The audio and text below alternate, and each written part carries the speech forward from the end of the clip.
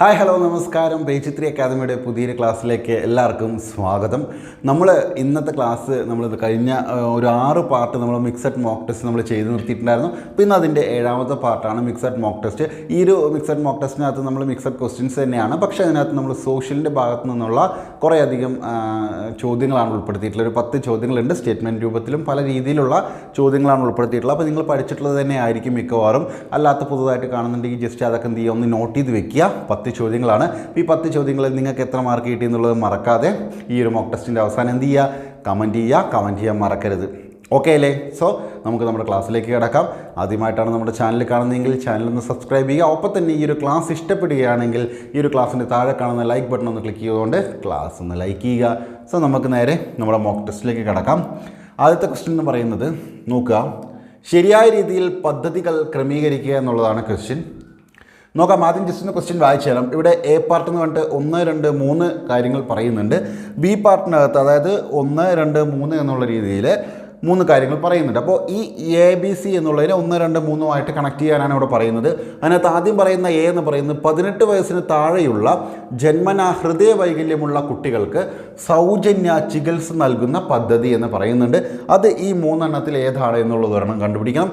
അടുത്തത് ഇതര സംസ്ഥാന തൊഴിലാളികൾക്കായി കേരള സർക്കാർ ആരംഭിച്ച ചികിത്സാ സഹായ പദ്ധതി, അത് ഏതാണ് എന്നുള്ളത് ഈ 3 എണ്ണത്തിനകത്തുണ്ട്. അത് ഏതാണെന്ന് നോക്കുക. അടുത്തതോ അംഗപരിമിതർക്ക് അടിയന്തര ഘട്ടങ്ങളിൽ സഹായം നൽകുന്ന സാമൂഹ്യനീതി വകുപ്പിൻ്റെ പദ്ധതി ഏത് എന്നുള്ളതാണ് അടുത്ത ക്വസ്റ്റ്യൻ. ഓക്കെ, അപ്പോൾ അത് ഏത് എന്നുള്ളത് വേണം കണ്ടുപിടിക്കാൻ. അപ്പോൾ ഈ ABC എന്നുള്ളതിനെ 1, 2, 3 കണക്ട് ചെയ്യുക. 4 ഓപ്ഷൻ ABCD എന്ന് പറയുന്ന 4 ഓപ്ഷൻ ഉണ്ട്. അതിനകത്ത് കൃത്യമായിട്ടുള്ള ഓപ്ഷൻ എടുത്ത് എഴുതുക. ഓക്കെ, അപ്പോൾ ഇതിനകത്ത് കൂടുതൽ നമ്മൾ സമയം വയ്ക്കുന്നില്ല. ഒന്നാമത്തെ ഓപ്ഷൻ എത്രയാണെന്ന് വെച്ചാൽ നിങ്ങൾ വീഡിയോ പോസ് ചെയ്തിട്ട് എഴുതുക. ഓക്കെ അല്ലേ? അടുത്ത ക്വസ്റ്റ്യനിലേക്ക് പോകാം. അടുത്തത്, താഴെ തന്നിരിക്കുന്ന വാക്കുകൾ ഭരണഘടനയുടെ ആമുഖത്തിൽ ഏത് ക്രമത്തിലാണ് കൊടുത്തിരിക്കുന്നത്? നമ്മൾ ആമുഖമൊക്കെ എടുത്ത് നമ്മൾ ആമുഖം വളരെ വ്യക്തമായിട്ട് എടുത്ത് തന്നിട്ടുണ്ട്. അപ്പോൾ അതിനകത്ത് പറഞ്ഞിട്ടുണ്ട് എന്താണ്, ഒരു 4 വാക്കുകളെ പറ്റിയിട്ട് അല്ലേ. അപ്പോൾ ആ 4 വാക്കുകളാണ് ഇവിടെ ക്വസ്റ്റ്യനായിട്ട് വന്നിട്ടുള്ളത്. അപ്പോൾ നമ്മൾ ജസ്റ്റ് വായിച്ചു പോയെങ്കിലും അതിലൊരു കൃത്യമായ ഒരു ഓർഡർ അവിടെ പറയുന്നുണ്ട്. ആ ഓർഡറാണ് ഇവിടെ ചോദിച്ചിട്ടുള്ളത്. അതായത് 1, 2, 3, 4 എന്ന് പറഞ്ഞിട്ട് സാഹോദര്യം, സ്വാതന്ത്ര്യം, പരമാധികാരം, സമത്വം എന്ന് പറഞ്ഞ് തന്നിട്ടുണ്ട്. പക്ഷേ ഇതിലേതാണ് ആദ്യം വരിക, ഏതാണ് രണ്ടാമത് വരിക, ഏതാണ് മൂന്നാമത് വരിക, ഏതാണ് 4ാമത് വരുന്നത് എന്നുള്ളതാണ് നമ്മളോട് പറഞ്ഞിട്ടുള്ളത്. അപ്പോൾ ഇവിടെ ABC എന്ന് പറഞ്ഞ് നമ്മൾ 4 ഓപ്ഷൻ തന്നിട്ടുണ്ട്. ഇതിനകത്ത് ഏതാണ് എന്നുള്ളത് കൃത്യമായിട്ട് ആദ്യം വരുന്നത്, പിന്നെ വരുന്നത് എന്നുള്ള കൃത്യമായിട്ടുള്ള ക്രമത്തിൽ എന്ത് ചെയ്യുക, എഴുതുക, ഓപ്ഷൻ നോക്കുക, മനസ്സിലാക്കുക. ഓക്കെ, അപ്പോൾ ഇതാണ് 2ാമത്തെ ക്വസ്റ്റ്യൻ. ടൈം വേണ്ടവർ പോസ് ചെയ്തോളൂ. നമ്മൾ അടുത്ത ക്വസ്റ്റ്യനിലേക്ക് പോകാം. അടുത്തത്, നിരപരാധികൾ കൊല്ലപ്പെടുന്നതിനേക്കാൾ നല്ലത് ഇന്ത്യയെ വിഭജിക്കുകയാണ് എന്ന് അഭിപ്രായപ്പെട്ടത് ആര്? ഡയറക്റ്റ് ക്വസ്റ്റ്യനാണ് വന്നിട്ടുള്ളത്. നിരപരാധികൾ കൊല്ലപ്പെടുന്നതിനേക്കാൾ നല്ലത് ഇന്ത്യയെ വിഭജിക്കുകയാണ് എന്ന് അഭിപ്രായപ്പെട്ടത് ആരാണ്? 4 ഓപ്ഷൻ സർദാർ വല്ലഭായ് പട്ടേൽ, മഹാത്മാഗാന്ധി, ജവഹർലാൽ നെഹ്റു, പട്ടാഭി, സീതാരാമയ്യ. ആരാണ് എന്നുള്ളത് നോക്കുക, എഴുതുക. ഡയറക്റ്റ് ആയിട്ടുള്ളൊരു ക്വസ്റ്റ്യനാണ്. അവിടെ സ്റ്റേറ്റ്മെൻ്റ് ഒന്നും അല്ല, ഡയറക്റ്റ് ആയിട്ടുള്ളൊരു ക്വസ്റ്റ്യനാണ്. അത് ആവശ്യമുള്ളൊരു ജസ്റ്റ് വീഡിയോ പോസ് ചെയ്തോളൂ. അടുത്ത 4ാമത്തേത്, ചുവടെ കൊടുത്തിരിക്കുന്ന ഭൂമിയുടെ പാളികളെ പുറത്തുനിന്ന് അകത്തേക്ക് എന്ന രീതിയിൽ ക്രമീകരിക്കാനാണ് പറഞ്ഞിട്ടുള്ളത്. ഇവിടെ പറഞ്ഞിട്ടുണ്ട് മാൻഡിൽ, ഭൂവൽക്കം, കാമ്പ് 3 എണ്ണം തന്നിട്ടുണ്ട്. ഇതിൽ ഏറ്റവും പുറത്തുള്ളത് ഏതാണ്, അതിനുശേഷം വരുന്ന ഏതാണ്, അതിനുശേഷം ഏറ്റവും അകത്ത് വരുന്നത് ഏത് എന്നുള്ള രീതിയിൽ ക്രമീകരിക്കണം. നമ്മൾ 4 ഓപ്ഷനായിട്ട് തന്നെ ഇവിടെ തന്നിട്ടുണ്ട്. കാമ്പ്, മാൻഡിൽ, ഭൂവൽക്കം, ഭൂവൽക്കം, മാൻഡിൽ, കാമ്പ്, മാൻഡിൽ, ഭൂവൽക്കം, കാമ്പ്, അതുപോലെ മാൻഡിൽ, കാമ്പ്, ഭൂവൽക്കം. അപ്പോൾ ഇതിലേതാണ് എന്നുള്ളത് നമ്മുടെ ഭൂമിയുടെ ഉള്ളറ എന്ന് പറയുന്ന ഒരു മേഖലയിൽ വരുന്നതാണ്. അപ്പോൾ അത് നോക്കിയിട്ട് എന്ത് ചെയ്യുക, അതിൻ്റെ ക്വസ്റ്റ്യൻ്റെ ആൻസർ എഴുതുക. ഓക്കെ, 4ാമത്തെ കിട്ടിയല്ലോ. നമുക്ക് 5ാമത്തെ ക്വസ്റ്റ്യനിലേക്ക് പോവാം. 5, ചാർജുള്ള കണങ്ങൾ തിങ്ങി നിൽക്കുന്ന അന്തരീക്ഷ പാളി ഏതാണ്? ഇതും ഡയറക്റ്റ് ഒരു ക്വസ്റ്റ്യനാണ്. ചാർജുള്ള കണങ്ങൾ തിങ്ങി നിൽക്കുന്ന അന്തരീക്ഷ പാളി, ചാർജുള്ള കണങ്ങൾ തിങ്ങി നിൽക്കുന്ന അന്തരീക്ഷ പാളി ഏതാണ്? അയണോസ്ഫിയർ, സ്ട്രാറ്റോസ്ഫിയർ, മിസോസ്ഫിയർ, ട്രോപ്പോസ്ഫിയർ ഏതാണെന്നുള്ളതാണ് ഡയറക്റ്റ് ക്വസ്റ്റ്യനാണ് വന്നിട്ടുള്ളത്. ഓക്കെ, അപ്പോൾ അന്തരീക്ഷ പാളി എന്ന് പറയുന്നത് നമ്മുടെ സിലബസിനകത്ത് എടുത്ത് പറഞ്ഞിട്ടുണ്ട്. അപ്പോൾ അതെന്താണ് കൃത്യമായിട്ട് പഠിച്ചു വെക്കാൻ ശ്രമിക്കുക. ഓക്കെ, അടുത്തത് 6, തെറ്റായ ജോഡികൾ ഏവ എന്നുള്ളതാണ് പറഞ്ഞിട്ടുള്ളത്. തെറ്റായ ജോഡികൾ കണ്ടുപിടിക്കാനാണ് ഈ ഒരു ക്വസ്റ്റ്യൻ ഉള്ളത്. അതിൽ 1, 2, 3, 4 ജോഡികളാണ് തന്നിട്ടുള്ളത്. അതിനകത്ത് പറയുന്നുണ്ട് സ്റ്റിയറിംഗ് കമ്മിറ്റി, നമ്മുടെ ഭരണഘടനാ കമ്മിറ്റികളെ പറ്റിയിട്ടാണ് ഇവിടെ പറഞ്ഞിട്ടുള്ളത്. സ്റ്റിയറിംഗ് കമ്മിറ്റി രാജേന്ദ്ര പ്രസാദ് എന്ന് പറയുന്നുണ്ട്. ഹൗസ് കമ്മിറ്റി KM മുൻഷി എന്ന് പറയുന്നുണ്ട്. Order of business committee Pattabhi Sitaramayya എന്ന് പറയുന്നുണ്ട്. അതുപോലെ തന്നെ minorities sub committee HC Mukherjee എന്ന് പറയുന്നുണ്ട്. അപ്പോൾ ഇതിനകത്ത് നമ്മളോട് പറഞ്ഞിട്ടുള്ളത് തെറ്റായ ജോഡികൾ എന്നാണ്. അപ്പോൾ ഇതിനകത്ത് ശരിയായിട്ടുള്ള ജോഡികൾ ഉണ്ടാവും. അപ്പോൾ നമുക്കത് നോക്കേണ്ട കാര്യമില്ല, തെറ്റായിട്ടുള്ള ജോഡികൾ ഏത് എന്നുള്ളതാണ് കണ്ടുപിടിക്കാൻ പറഞ്ഞിട്ടുള്ളത്. 4 മാത്രമാണോ 2 മാത്രമാണോ 3 മാത്രമാണോ 2 3 മാത്രമാണോ എന്ന് എന്താണ് നോക്കിയിട്ട് മനസ്സിലാക്കുക. നമ്മൾ ഭരണഘടനയിൽ കുറേയധികം പ്രധാനപ്പെട്ട കമ്മിറ്റികളൊക്കെ പഠിക്കുന്നുണ്ട് അല്ലേ, ഡ്രാഫ്റ്റിംഗ് കമ്മിറ്റികൾ പോലെ. അതിൽ താഴെ വരുന്ന കുറേയധികം കമ്മിറ്റികളാണ് ഇവിടെ തന്നിട്ടുള്ളത്. അപ്പോൾ എന്ത് ചെയ്യുക, അത് കൃത്യമായിട്ട് നോക്കിയിട്ട് അതിൻ്റെ ഉത്തരം എഴുതുക.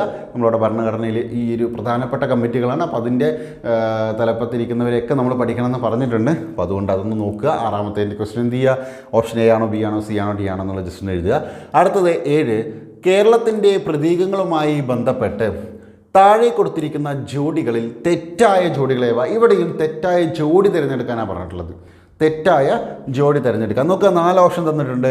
ചിത്രശലഭം ഇവിടെ പറഞ്ഞിട്ടുണ്ട് കേരളത്തിൻ്റെ പ്രതീകങ്ങളുമായി ബന്ധപ്പെട്ട് ഔദ്യോഗിക ഇതുമായി ബന്ധപ്പെട്ടിട്ടാണ്. ചിത്രശലഭം ബുദ്ധമയൂരി എന്ന് തന്നിട്ടുണ്ട്, മത്സ്യം അയലാന്ന് തന്നിട്ടുണ്ട്, ഫലം ചക്കാന്ന് തന്നിട്ടുണ്ട്, വൃക്ഷം തെങ്ങെന്ന് തന്നിട്ടുണ്ട്. അപ്പോൾ ഇതിൽ ഏതോ 3 ശരിയാണ്. നമുക്ക് അതിലേക്ക് പോകേണ്ട, ഒരെണ്ണം തെറ്റാണ്. ആ തെറ്റായിട്ടുള്ള ജോഡി മാത്രമേ കണ്ടുപിടിക്കേണ്ടൂ. അപ്പോൾ ഏത് ഓപ്ഷനാണ് ഇതിനകത്ത് തെറ്റ് എന്നുള്ളത് എന്ത് ചെയ്യുക, ഒന്ന് നോക്കി മനസ്സിലാക്കിയിട്ട് എഴുതുക. ഓക്കെ, അടുത്തത് 8ാമത്തേത് ഭൂഗുരുത്വാകർഷണ ബലത്തെ സംബന്ധിച്ചുള്ള താഴെ കൊടുത്തിരിക്കുന്ന പ്രസ്താവനകളിൽ ശരിയായതേവ. ഇവിടെ ശരിയായിട്ടുള്ളതാണ് കണ്ടുപിടിക്കാൻ പറഞ്ഞിട്ടുള്ളത്. ഇപ്പം നമ്മൾ കഴിഞ്ഞ ക്വസ്റ്റ്യനൊക്കെ തെറ്റായതല്ലേ, ഇവിടെ ശരിയായിട്ടുള്ളതാണ്.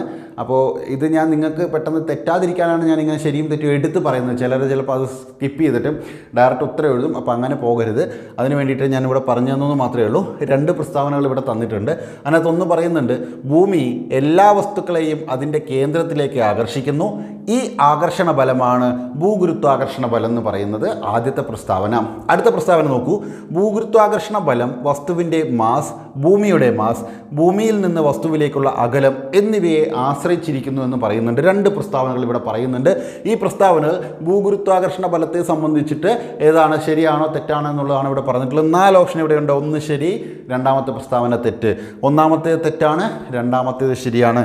1ഉം 2ഉം ശരിയാണെന്ന് പറയുന്നുണ്ട്, 1ഉം 2ഉം തെറ്റാണെന്ന് പറയുന്നുണ്ട്. അപ്പോൾ നോക്കുക, കൃത്യമായിട്ട് വായിക്കുക.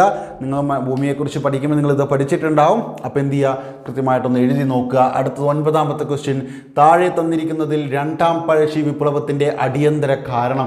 നമ്മൾ മനസ്സിലാക്കണം, പഴശ്ശി വിപ്ലവം നമുക്ക് ആദ്യം തന്നെ നമ്മുടെ സിലബസിൽ എടുത്ത് പറയുന്നത് പഴശ്ശി വിപ്ലവത്തിൽ തുടങ്ങിയിട്ടാണല്ലേ. അപ്പോൾ അത് വളരെ ഇമ്പോർട്ടൻ്റ് ആണ്. അപ്പോൾ ആ മേഖലകളൊക്കെ നിങ്ങൾ പഠിച്ചിട്ടുണ്ടാവുമെന്ന് അറിയാം. ഇത് അതിൻ്റെ ബേസാണ് ഈ ഒരു ക്വസ്റ്റ്യൻ വന്നിട്ടുള്ളത്. താഴെ തന്നിരിക്കുന്നതിൽ 2ാം പഴശ്ശി വിപ്ലവത്തിൻ്റെ അടിയന്തര കാരണമാണ് ഇവിടെ പറഞ്ഞിട്ടുള്ളത്. TH ബാബർ തലശ്ശേരിയിലെ സബ് കളക്ടർ ആയതാണോ കാരണം? അതല്ലെങ്കിൽ ആർത്തർ വെല്ലസ്ലി ബ്രിട്ടീഷ് സൈന്യാധിപനായി നിയമിക്കപ്പെട്ടതാണോ കാരണം? അതുമല്ലെങ്കിൽ തെറ്റായ നികുതി വ്യവസ്ഥയും കർഷക ചൂഷണവുമാണോ കാരണം? അതുമല്ലെങ്കിൽ ബ്രിട്ടീഷുകാർ വയനാട് കൈവശപ്പെടുത്താൻ ശ്രമിച്ചതാണോ കാരണം? അപ്പോൾ ഇതിലേതാണ് താഴെ തന്നിരിക്കുന്നതിൽ 2ാം പഴശ്ശി വിപ്ലവത്തിൻ്റെ അടിയന്തര കാരണം? ക്വസ്റ്റ്യൻ ശ്രദ്ധിച്ച് വായിക്കുക, എന്നിട്ട് വേണം ഉത്തരം എഴുതാൻ. എന്നുള്ളത് എന്ത് ചെയ്യുക, നോക്കുക. 9ാമത്തെ ക്വസ്റ്റ്യനായി നമ്മൾ അടുത്ത ലാസ്റ്റ് 10ാമത്തെ ക്വസ്റ്റ്യനിലേക്ക് കിടക്കുകയാണ്. 10ാമത്തെ ക്വസ്റ്റ്യൻ ഇത്രയേ ഉള്ളൂ, ചേരുംപടി ചേർക്കുക എന്നുള്ളതാണ് പറഞ്ഞിട്ടുള്ളത്. ഇത് ഭരണഘടനയുടെ ഭാഗത്തു നിന്നുള്ളൊരു ക്വസ്റ്റ്യനാണ്. ഭരണഘടനയ്ക്ക് വളരെ ഇമ്പോർട്ടൻ്റ് ഉണ്ട്. അപ്പോൾ അതുകൊണ്ട് തന്നെ അതിൻ്റെ ഭാഗത്തു നിന്നുള്ളൊരു ക്വസ്റ്റ്യനാണ്. ചൂഷണത്തിനെതിരായുള്ള അവകാശം, സാംസ്കാരികവും വിദ്യാഭ്യാസപരമായ അവകാശം, സമത്വാവകാശം, മതസ്വാതന്ത്ര്യത്തിനുള്ള അവകാശം. അങ്ങനെ 4 ഇവിടെ തന്നിട്ടുണ്ട്. പിന്നീട് ABCD എന്ന് പറഞ്ഞ് ഇവിടെ തന്നിട്ടുള്ളത് അനുച്ഛേദം 14-18, അനുച്ഛേദം 23-24, അനുച്ഛേദം 25-28, അനുച്ഛേദം 29-30. സംഗതി പിടികിട്ടിയല്ലോ, ഒന്നുമില്ല. ഇതിനകത്ത് ചൂഷണത്തിനെതിരായിട്ടുള്ള അവകാശം എന്ന് പറയുന്നത് ഏത് അനുച്ഛേദം, ഏത് മുതൽ ഏതുവരെയാണ് അത് കിടക്കുന്നത്. അതുപോലെ തന്നെ നമ്മുടെ മൗലിക അവകാശങ്ങളെ തന്നെയാണ് ഇവിടെ തന്നിട്ടുള്ളത്. ഓക്കെ, മതസ്വാതന്ത്ര്യത്തിനുള്ള അവകാശം ഇതിലേതാണ് വരുന്നത് എന്നുള്ളത് ഈ 1, 2, 3, 4നെ ABCDയുമായിട്ട് കണക്ട് ചെയ്യുക. ഇവിടെ 4 ഓപ്ഷൻ തന്നിട്ടുണ്ട്, ABCD. ഇതിൽ കൃത്യമായിട്ടുള്ള ഉത്തരം ഏതാണെന്ന് നോക്കി എഴുതുക. വീഡിയോ പോസ് ചെയ്തോളൂ, നമ്മൾ കൂടുതൽ സമയം ഇതൊന്നും എടുക്കുന്നില്ല. അങ്ങനെ നമ്മൾ 10 ചോദ്യങ്ങളാണ് ഈ ഒരു മോക്ക് ടെസ്റ്റിനകത്ത് നമ്മൾ ചെയ്തത്. അതിനകത്ത് ഡയറക്റ്റ് ആയിട്ടുള്ള ക്വസ്റ്റ്യൻസ് നമ്മൾ ചെയ്തു. അതല്ലാതെ പ്രസ്താവന രീതിയിൽ തന്നെ പല മെത്തേഡുകളിലായിട്ടുള്ള ക്വസ്റ്റ്യൻസ് നമ്മൾ വർക്കൗട്ട് ചെയ്തു. അതിലിപ്പോൾ നിങ്ങൾക്ക് എത്ര മാർക്ക് കിട്ടിയെന്നുള്ളത് ഇനി നമ്മൾ നോക്കാനായിട്ട് പോവുകയാണ്. അപ്പോൾ നമ്മൾ ഓരോ ക്വസ്റ്റ്യൻസിൻ്റെയും ആൻസർ നമുക്കിങ്ങനെ പറഞ്ഞു വരാം. ഓക്കെ, ആൻസർ പറഞ്ഞു വരാം. ഒപ്പം അറിയാത്ത കാര്യങ്ങളുണ്ടെങ്കിൽ പഠിച്ചു പൊയ്ക്കോളൂ, അതാണ് കുറച്ചുകൂടി നല്ലത്. ഓക്കെ, അറിയാത്ത കാര്യങ്ങൾ എന്ത് ചെയ്യുക, പഠിച്ചു പോകുന്നതാണ് കുറച്ചുകൂടി നല്ലത്. അപ്പോൾ നമുക്ക് നേരെ നമ്മുടെ ഇതിൻ്റെ ആൻസറിലേക്ക് കിടക്കാം. മാർക്ക് ചെയ്ത് വെക്കോളൂ. ശരിയായ രീതിയിൽ പദ്ധതികൾ ക്രമീകരിക്കാൻ പദ്ധതികളുമായി ബന്ധപ്പെട്ടിട്ടാണ് പറഞ്ഞിട്ടുള്ളത്. ഇവിടെ നോക്കൂ, 18 വയസ്സിന് താഴെയുള്ള ജന്മനാ ഹൃദയ വൈകല്യമുള്ള കുട്ടികൾക്ക് സൗജന്യ ചികിത്സ നൽകുന്ന പദ്ധതി ഏത് എന്നുള്ളതാണ് പറഞ്ഞിട്ടുള്ളത്. അത് ഹൃദ്യം പദ്ധതിയാണ്. അപ്പോൾ ഇത് ഈ എ എന്ന് പറയുന്നത് ഇതാണ്. എ എന്ന് പറയുന്നത് രണ്ടാമത്തെയാണ്, ഹൃദ്യം പദ്ധതിയാണ് അവിടെ പറയുന്നത്. ഇനി ഇതര സംസ്ഥാന തൊഴിലാളികൾക്കായി കേരള സർക്കാർ ആരംഭിച്ച ചികിത്സാ പദ്ധതി എന്ന് പറയുന്നത്, അപ്പോൾ ഇതര സംസ്ഥാനം എന്ന് പറയുമ്പോൾ നിങ്ങൾ അതൊന്ന് കണക്ട് ചെയ്ത് നോക്കിക്കേ. ഓക്കെ, ആവാസ് എന്ന് പറയുന്നതാണ്. അപ്പോൾ ഈ ബി എന്ന് പറയുന്നത് നമുക്ക് മൂന്നാമത്തെ ആവാസാണ് ഈ ബി എന്ന് പറയുന്നതിൻ്റെ ഉത്തരം. ഇതര സംസ്ഥാന തൊഴിലാളികൾക്കായി കേരള സർക്കാർ ആരംഭിച്ച ചികിത്സാ പദ്ധതി. ഓക്കെ, ഇനി അംഗപരിമിതർക്ക് അടിയന്തര ഘട്ടങ്ങളിൽ സഹായം നൽകുന്ന സാമൂഹ്യനീതി വകുപ്പിൻ്റെ പദ്ധതി സി എന്ന് പറയുന്നത് എന്താണ്? അത് പരിരക്ഷയാണ്. അപ്പോൾ നോക്കൂ, എ എന്ന് പറയുന്നത് രണ്ടാമത്തെ, എ എന്ന് പറയുന്നതിൻ്റെ ഉത്തരം രണ്ടാമത്തേതാണ്. അതുപോലെ തന്നെ ബി എന്നുള്ളതിൻ്റെ മൂന്നാമത്തെയാണ് അവിടെ വരുന്നത്. അടുത്ത സി ആണെങ്കിൽ ഒന്നാമത്തെയാണ് വരുന്നത്. അപ്പോൾ എ 2 എന്ന് പറയുന്നത് ഓപ്ഷനകത്ത് വരുന്നത് ഏതാണ്? ഇതാണുള്ളത്. അതുപോലെ ബി 3 എന്ന് പറഞ്ഞ് വരുന്നുണ്ട്. സി 1 എന്ന് പറയുന്ന ഇതാണ് നമ്മുടെ ഉത്തരം, ഓപ്ഷൻ ബി ആണ്. അപ്പോൾ 18 വയസ്സിന് താഴെയുള്ള, ഇതിവിടെ തന്നെ പഠിച്ചു വെക്കോളൂ, 18 വയസ്സിന് താഴെയുള്ള ജന്മനാ ഹൃദയ വൈകല്യമുള്ള കുട്ടികൾക്ക് സൗജന്യ ചികിത്സ നൽകുന്ന പദ്ധതിയാണ് ഹൃദ്യം പദ്ധതി. ഹൃദ്യം പദ്ധതി, ആ പദ്ധതി മനസ്സിലാക്കുക. അടുത്തതോ, ഇതര സംസ്ഥാന തൊഴിലാളികൾക്കായി കേരള സർക്കാർ ആരംഭിച്ച ചികിത്സാ സഹായ പദ്ധതിയാണ് ആവാസ് എന്ന് പറയുന്നത്. അംഗപരിമിതർക്ക് അടിയന്തര ഘട്ടങ്ങളിൽ സഹായം നൽകുന്ന സാമൂഹ്യനീതി വകുപ്പിൻ്റെ പദ്ധതി ചോദിച്ചാൽ അത് പരിരക്ഷ. ഉത്തരം ബി ആണ്. അപ്പോൾ താഴെ തന്നിരിക്കുന്ന വാക്കുകൾ ഭരണഘടനയുടെ ആമുഖത്തിൽ ഏത് ക്രമത്തിലാണ് കൊടുത്തിരിക്കുന്നത് എന്നുള്ളതാണ് ചോദിച്ചിട്ടുള്ളത്. നോക്കൂ, നമുക്കറിയാം ഇവിടെ സാഹോദര്യം, സ്വാതന്ത്ര്യം, പരമാധികാരം, സമത്വം. ഓക്കെ, ഇതിലെ ആദ്യത്തെ വാക്കായിട്ട് വരുന്ന ഏതാണെന്ന് വെച്ച് കഴിഞ്ഞാൽ ഈ പരമാധികാരം എന്ന് പറയുന്ന വാക്കാണ്. പരമാധികാരം എന്ന് പറയുന്ന വാക്കാണ് ആദ്യത്തേത് വരുന്നത്. രണ്ടാമത്തേതെന്ന് പറയുന്നത് സ്വാതന്ത്ര്യം. ഓക്കെ, രണ്ടാമത്തേത് സ്വാതന്ത്ര്യം. മൂന്നാമത്തെ വാക്കെന്ന് പറയുന്നത് സമത്വം. നാലാമത്തേത് സാഹോദര്യം. അപ്പോൾ പരമാധികാരം, ഓക്കെ, സ്വാതന്ത്ര്യം പസ്വ, അതുപോലെ തന്നെ സമത്വം, സാഹോദര്യം സസ. ഓക്കെ, അപ്പോൾ എന്താണ്, നമുക്ക് ജസ്റ്റ് ഇങ്ങനെ വെച്ചാൽ മതി, അല്ലേ, പസ്വ, പസ്വ സസ, അല്ലേ. അതെങ്ങനെയാണെന്ന് വെച്ചാൽ നിങ്ങളുടെ രീതിക്ക് പഠിച്ചു വെക്കുക. പരമാധികാരം, സ്വാതന്ത്ര്യം, സമത്വം, സാഹോദര്യം. ഇപ്പോൾ 3, അതുപോലെ തന്നെ നോക്കൂ, ആദ്യത്തേത് 3 എന്ന് വരണം. 3 എന്ന് വരുന്നത് ഈ ഒരെണ്ണം വരുന്നുണ്ട്.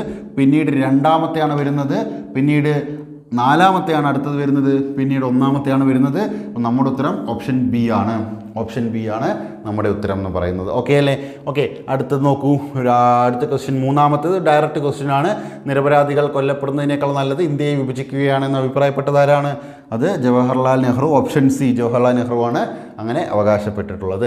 അടുത്ത 4 നോക്കൂ. ചുവടെ കൊടുത്തിരിക്കുന്ന ഭൂമിയുടെ പാളികളെ പുറത്തു നിന്ന് അകത്തേക്ക് എന്ന രീതിയിൽ ക്രമീകരിക്കാനാണ് പറഞ്ഞിട്ടുള്ളത്. നോക്കൂ, ഏറ്റവും പുറമെ ഭൂവൽക്കം അല്ലേ വരുന്നത്? ഭൂവൽക്കം വരുന്നത് ഏറ്റവും പുറമല്ലേ, പുറമേ എന്നുള്ള രീതിയിലേ ഇവിടെ പറഞ്ഞ് പുറത്ത് നിന്ന് അകത്തേക്ക് എന്നാണ് അല്ലേ. അപ്പോൾ ഭൂവൽക്കമാണ് ആദ്യം വരുന്നത്. അപ്പോൾ നമുക്ക് അത് തന്നെ കിട്ടിക്കഴിഞ്ഞാൽ നമുക്ക് ആദ്യം വരുന്ന ഭൂവൽക്കമാണെന്ന് മനസ്സിലാക്കും. ഭൂവൽക്കത്തിന് ശേഷം രണ്ടാമത് മാൻഡിൽ വരുന്നുണ്ട്. അത് കഴിഞ്ഞ് കഴിഞ്ഞാൽ ഏറ്റവും ലാസ്റ്റാണ് കാമ്പ് വരുന്നത്. ഓക്കെ, ഈ തന്നിട്ടുള്ളതിലൊക്കെ അകക്കാമ്പ്, പുറക്കാമ്പ് എന്നൊക്കെ പറഞ്ഞ് നമ്മൾ പഠിക്കുമെങ്കിലും ഇങ്ങനെയാണ് ഓർഡർ. അപ്പോൾ ഒന്നാമത്തേത് ഭൂവൽക്കം വരുന്നത് ഏതാണുള്ളത്? ഓപ്ഷൻ ബി വരുന്നുണ്ട്. 2 മാൻഡിൽ, 3 കാമ്പ്. അപ്പോൾ ഓപ്ഷൻ ബി തന്നെയാണ് നമ്മളിവിടെ ശരിയായിട്ടുള്ള ഉത്തരം. അടുത്ത് നോക്കൂ, 5 ചാർജുള്ള കണങ്ങൾ തിങ്ങി നിൽക്കുന്ന അന്തരീക്ഷ പാളി ഏത് എന്നുള്ളതാണ് ചോദിച്ചിട്ടുള്ളത്. ചാർജുള്ള കണങ്ങൾ എന്നൊക്കെ കിട്ടുമ്പോൾ തന്നെ നമുക്ക് മനസ്സിലാക്കാം അയനോസ്ഫിയർ ആണ്. അപ്പോൾ 5ാമത്തേൻ്റെ ഉത്തരം എ ആണ്. അതൊക്കെ ഡയറക്റ്റ് ക്വസ്റ്റ്യൻ ആണ്. അടുത്തതോ, തെറ്റായ ജോഡികൾ കണ്ടുപിടിക്കാനാണ് പറഞ്ഞിട്ടുള്ളത്. നോക്കുക, സ്റ്റിയറിംഗ് കമ്മിറ്റി രാജേന്ദ്ര പ്രസാദ് അല്ലേ? അതെ, സ്റ്റിയറിംഗ് കമ്മിറ്റി രാജേന്ദ്ര പ്രസാദ് ആണ്. ഇനിയോ അടുത്ത് നോക്കൂ, house committee K M Munshi. House committee K M Munshi ആണോ? അല്ല. അപ്പോൾ രണ്ടാമത്തേത് തെറ്റാണ്. പക്ഷേ 2 മാത്രമൊന്നും നമുക്കിവിടെ ഒരു ഓപ്ഷൻ ഉണ്ട്. എങ്കിൽ നോക്കുക, തൊട്ടടുത്ത് നോക്കുക, ഓർഡർ ഓഫ് ബിസിനസ് കമ്മിറ്റി എന്ന് പറയുന്നത് പട്ടാഭി സീതാരാമയ്യാൻ തന്നിട്ടുണ്ട്. അത് ശരിയാണോ? അതും ശരിയല്ല. മൈനോറിറ്റീസ് കമ്മിറ്റി എന്ന് പറയുന്നത് അത് HSC മുഖർജിയാണ്. അപ്പോൾ നമ്മുടെ തെറ്റായിട്ടുള്ളത് ഇതും തെറ്റാണ്, ഇതും തെറ്റാണ്. അപ്പോൾ 2, 3 അല്ലേ നമ്മളോട് ചോദിച്ചിട്ടുള്ള തെറ്റായ ജോഡികൾ കണ്ടുപിടിക്കാനാണ് പറഞ്ഞിട്ടുള്ളത്. അപ്പോൾ 2, 3 എന്നിവ തെറ്റാണ്. നമുക്കിവിടെ തെറ്റായ ജോഡികൾ എന്ന് പറഞ്ഞാൽ ഡി എഴുതാം. അപ്പോൾ ഇതിൻ്റെ ശരി എന്താണ് നോക്കുക? ആ ശരി നിങ്ങൾ ഇവിടെ നിന്ന് പഠിച്ചു വെക്കുള്ളൂ. നമ്മുടെ ഈ ഒരു ക്വസ്റ്റിൻ്റെ ഉത്തരം ഡി ആണ്. 2, അതുപോലെ തന്നെ 3 എന്നിവ തെറ്റാണ്. ഇനിയോ ശരി നമുക്ക് പഠിക്കാം. സ്റ്റിയറിംഗ് കമ്മിറ്റി രാജേന്ദ്ര പ്രസാദാണ്. ഹൗസ് കമ്മിറ്റി എന്ന് പറയുന്നത് Pattabhi Sitaramayya, house committee Pattabhi Sitaramayya. Order of business committee KM Munshi, order of business committee KM മുൻഷിയും. Minority sub committee HC Mukherjee. അപ്പോൾ അതെന്ത് ചെയ്യുക, കൃത്യമായി പഠിക്കുക. ഇത് അങ്ങോട്ടും ഇങ്ങോട്ടും മാറി തന്നിട്ടുണ്ട്, അതുകൊണ്ടാണ്. അപ്പോൾ 2, 3 ആണ് തെറ്റ്. അപ്പോൾ എങ്ങനെയാണ് ശരി എന്നുള്ളത് കൃത്യമായിട്ട് പഠിക്കുക. 6ാമത്തതിൻ്റെ ഉത്തരം നമുക്ക് വരുന്നത് D ആണ്. 7, കേരളത്തിൻ്റെ പ്രതീകങ്ങളുമായി ബന്ധപ്പെട്ട താഴെ കൊടുത്തിരിക്കുന്ന ജോഡികളിൽ തെറ്റായത് കണ്ടെത്താനാണ് ഇവിടെയും പറഞ്ഞിട്ടുള്ളത്. നോക്കുക, ചിത്രശലഭം ബുദ്ധമയൂരി എന്ന് പറയുന്നത് ഇവിടെ നമുക്ക് ശരിയാണ്. അതുപോലെ നമ്മുടെ ഔദ്യോഗിക ഫലം ചക്കയാണ്, അതുപോലെ തന്നെ വൃക്ഷം തെങ്ങാണ്. പക്ഷേ മത്സ്യം അയലാൻ തന്നിട്ടുണ്ട്, അതെന്താണ്, അത് തെറ്റാണ് അല്ലേ, അത് തെറ്റാണ്. നമുക്കെന്താ, നമ്മുടെ ഔദ്യോഗിക മിഷൻ എന്ന് പറയുന്നത് കരിമീനാണ് അല്ലേ, കരിമീനാണ്. അപ്പോൾ അതെന്താണ്, ഇവിടെ നമ്മളോട് തെറ്റായതാണ് കണ്ടുപിടിക്കാൻ പറഞ്ഞിട്ടുള്ളത്. അപ്പോൾ B ഓപ്ഷനാണ് ഇവിടെ തെറ്റായിട്ടുള്ളത്. അപ്പോൾ നമ്മുടെ ഓപ്ഷൻ എന്ന് പറയുന്നത് B ആണ്. 7ാമത്തതിൻ്റെ ഉത്തരം B ആണ് വരുന്നത്. അടുത്തത് 8, ഭൂഗുരുത്വാകർഷണ ബലത്തെ സംബന്ധിച്ചുള്ള താഴെ കൊടുത്തിരിക്കുന്ന പ്രസ്താവനകളിൽ ശരിയായത് ഏതെന്നുള്ളതാണ്. നോക്കുക, അപ്പോൾ ആദ്യം തന്നെ നമ്മൾ അണ്ടർലൈൻ ചെയ്യുക, ശരിയായത് കണ്ടുപിടിക്കാനാണ് പറഞ്ഞിട്ടുള്ളത്. ഭൂമി എല്ലാ വസ്തുക്കളെയും അതിൻ്റെ കേന്ദ്രത്തിലേക്ക് ആകർഷിക്കുന്നു, ശരിയല്ലേ? അതെ, ഈ ആകർഷണ ബലമാണ് ഭൂഗുരുത്വാകർഷണ ബലം എന്ന് പറയുന്നത്. അപ്പോൾ ആ ഒരു ഓപ്ഷൻ ശരിയാണ്, അല്ലെങ്കിൽ ആ ഒരു പ്രസ്താവന ശരിയാണ്. അടുത്ത നോക്കൂ, ഭൂഗുരുത്വാകർഷണ ബലം വസ്തുവിൻ്റെ മാസ് അല്ലേ, അതുപോലെ തന്നെ ഭൂമിയുടെ മാസ്, ഭൂമിയിൽ നിന്ന് വസ്തുവിലേക്കുള്ള അകലം എന്നിവയെ ആശ്രയിച്ചിരിക്കുന്നു, ശരിയല്ലേ? നമ്മൾ ആലോചിച്ച് കഴിഞ്ഞാൽ തന്നെ നമുക്ക് മനസ്സിലാവും. അപ്പോൾ ആ ഒരു പ്രസ്താവനയും ശരിയാണ്.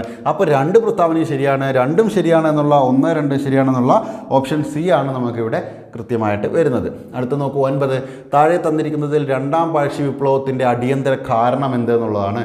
നോക്കുക, 2ാം പാഴ്ശ്യ വിപ്ലവത്തിൻ്റെ അല്ലേ, 1ഉം 2ഉം ഉണ്ട്, അതിൽ 2ാം പാഴ്ശ്യ വിപ്ലവത്തിൻ്റെ കാരണമാണ് പറഞ്ഞിട്ടുള്ളത്. ഏതാണ്? ബ്രിട്ടീഷുകാർ വയനാട് കൈവശപ്പെടുത്താൻ ശ്രമിച്ചതായിരുന്നു 2ാം പാഴ്ശ്യ വിപ്ലവത്തിൻ്റെ പ്രധാന കാരണം എന്ന് പറയുന്നത്. അപ്പോൾ ഓപ്ഷൻ D ആണ് അതിൻ്റെ ഉത്തരം. ഇനി അടുത്ത് നോക്കൂ, ചേരുംപടി ചേർക്കാനാണ് പറഞ്ഞിട്ടുള്ളത്. ഇത് വളരെ സിമ്പിൾ അല്ലേ, നോക്കുക, ചൂഷണത്തിനെതിരായിട്ടുള്ള അവകാശം. അപ്പോൾ 1ാമത്തേത് നോക്കൂ, സാംസ്കാരികവും വിദ്യാഭ്യാസപരമായിട്ടുള്ള അവകാശം, സമത്വാവകാശം, മതസ്വാതന്ത്ര്യത്തിനുള്ള അവകാശം അല്ലേ. ഇപ്പോൾ ചൂഷണത്തിനെതിരായിട്ടുള്ള അവകാശം എന്ന് പറയുമ്പോൾ തന്നെ നമുക്കറിയാം, അടിമത്തം അതൊക്കെ വരുന്ന, ബാലവേലയൊക്കെ വരുന്ന അതിലാണല്ലേ. അപ്പോൾ 1ാമത്തേതിൻ്റെ വരുന്ന നോക്കൂ, B, അനുച്ഛേദം 23, 24 അങ്ങനെയല്ലേ വരുന്നത് അല്ലേ. അപ്പോൾ 1B എന്ന് പറയുന്നത് ഏതൊക്കെ ഓപ്ഷൻ ഉണ്ട് നോക്കുക. 1B എന്ന് പറയുന്നത് ഒരെണ്ണേ ഉള്ളൂ. അപ്പോൾ നമുക്ക് ഡയറക്റ്റ് അതിലേക്ക് തന്നെ എഴുതാനായിട്ട് പറ്റും. 1ാമത്തേതിൻ്റെ ചൂഷണത്തിനെതിരായിട്ടുള്ള അവകാശം എന്ന് പറയുന്ന അനുച്ഛേദം 23, 24. അപ്പോൾ 1ാമത്തേതിൻ്റെ എന്ത് B ആണ്. അടുത്ത 2 നോക്കൂ, സാംസ്കാരികവും വിദ്യാഭ്യാസപരമായിട്ടുള്ള അവകാശം എന്ന് പറയുന്ന അനുച്ഛേദം 29, അപ്പോൾ 30, അത് നമുക്ക് D അല്ലേ. അപ്പോൾ 2ാമത്തേത് D എന്ന് എഴുതാൻ പറ്റും. സമത്വത്തിനുള്ള അവകാശം അല്ലേ, സമത്വാവകാശം A ആണ്. നോക്കൂ, 14 മുതൽ 18 വരെ. അപ്പോൾ സമത്വത്തിനുള്ള അവകാശം A ആണ്. മതസ്വാതന്ത്ര്യം 25 മുതൽ 28 വരെ അല്ലേ, മതസ്വാതന്ത്ര്യം 25 മുതൽ 28 വരെ C ആണ്. നോക്കുക, അപ്പോൾ 1B അല്ലേ, 1ാമത്തേത് B, 2ാമത്തേത് ഏതാണ്, D വരുന്നുണ്ട്, 3ാമത്തേത് A വരുന്നുണ്ട്, 4ാമത്തേത് C വരുന്നുണ്ട്. അപ്പോൾ ഓപ്ഷൻ C ആണ് ഇവിടെ ശരിയായിട്ടുള്ള ഉത്തരം. അപ്പോൾ നമ്മൾ 10 ക്വസ്റ്റ്യൻസ് ആണ് ഇവിടെ നോക്കിയത്. ഈ ഒരു 10 ക്വസ്റ്റ്യനകത്ത് നിങ്ങൾക്ക് കൃത്യമായിട്ട് മനസ്സിലായിട്ടുണ്ടാകുമെന്ന് പ്രതീക്ഷിക്കുന്നു. എത്ര മാർക്ക് കിട്ടി എന്നുള്ളത് എന്ത് ചെയ്യുക, നിങ്ങളൊന്ന് കമൻറ്റ് ചെയ്യുക. നമ്മൾ സോഷ്യലിൻ്റെ മേഖലകൾ മാത്രമാണ് ഇവിടെ നോക്കിയിട്ടുള്ളത്. മിക്സഡ് മോക്ക് ടെസ്റ്റിനകത്ത് സോഷ്യൽ മിക്സഡ് മോക്ക് ടെസ്റ്റാണ് നമ്മൾ നോക്കിയിട്ടുള്ളത്. അതുപോലെ തന്നെ നമ്മുടെ പുതിയ ബാച്ചിനകത്ത് ജോയിൻ ചെയ്യാൻ താല്പര്യമുള്ളവരെ ചുവടെ കാണുന്ന നമ്പറിൽ വിളിച്ച് കഴിഞ്ഞാൽ LPUPയുടെ പുതിയ ക്രാഷ് കോഴ്സിൽ നിങ്ങൾക്ക് ജോയിൻ ചെയ്യാനായിട്ട് താല്പര്യം. ഓക്കെ, അപ്പോൾ എന്ത് ചെയ്യുക, അതിൽ ജോയിൻ ചെയ്യാൻ താല്പര്യമുള്ളവർ തീർച്ചയായിട്ടും ചുവടെ കാണുന്ന നമ്പറിൽ വിളിച്ചുകൊണ്ട് ജോയിൻ ചെയ്യാവുന്നതാണ്. എന്തായാലും നമുക്ക് അടുത്ത ക്ലാസ്സിൽ മറ്റൊരു മോക്ക് ടെസ്റ്റുമായിട്ട് കാണാം. Thank you.